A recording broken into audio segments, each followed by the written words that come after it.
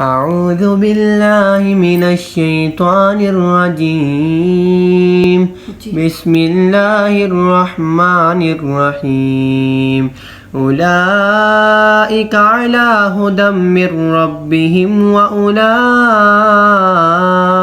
هم المفلحون إن الذين كفروا سواء عليهم أأنذرتهم أم لم تنذرهم لا يؤمنون ختم الله على قلوبهم وعلى سمعهم وعلى أبصارهم غشاوة وَلَهُمْ عَذَابٌ عَظِيمٌ وَمِنَ النَّاسِ مَن يَقُولُ آمَنَّا بِاللَّهِ وَبِالْيَوْمِ الْآخِرِ وَمَا هُمْ بِمُؤْمِنِينَ يُخَادِعُونَ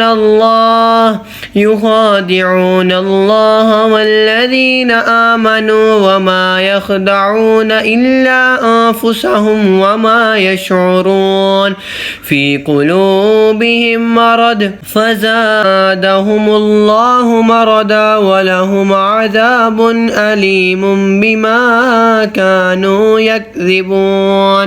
میں پناہ مانگتی ہوں شیطان مردود کے شر سے۔ شروع اللہ کے نام سے جو بڑا مہربان نہایت رحم کرنے والا ہے۔ وہی لوگ اپنے رب کی طرف سے ہدایت پر ہیں اور وہی مراد کو پہنچنے والے۔